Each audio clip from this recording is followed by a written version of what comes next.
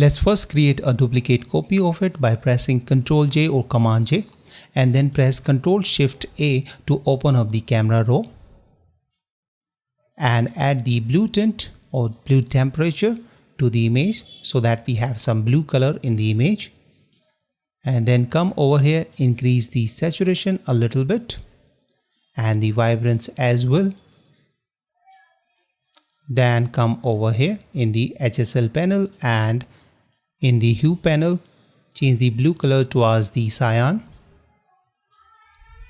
so that we have the cyan hue, and change the aqua. Let's try it to have on this side, left side, or on the right side, so you can experiment with the image.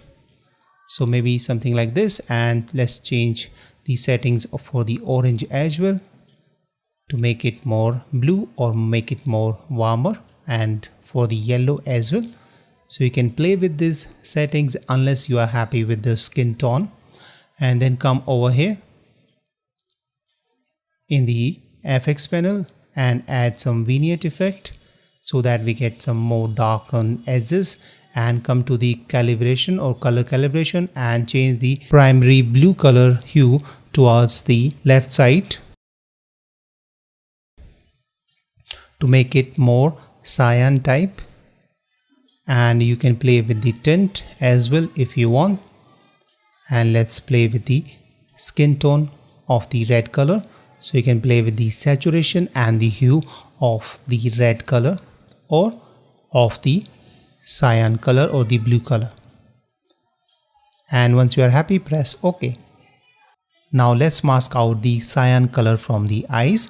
So let's come down on the mask option. Click on the mask so that we have the white mask. Zoom in to see the eyes.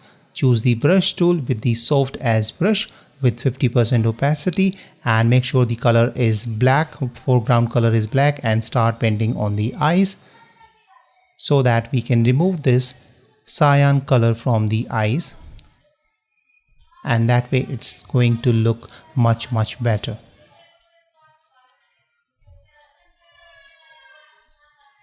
Since the opacity is low, you have to paint twice or thrice in order to completely remove it.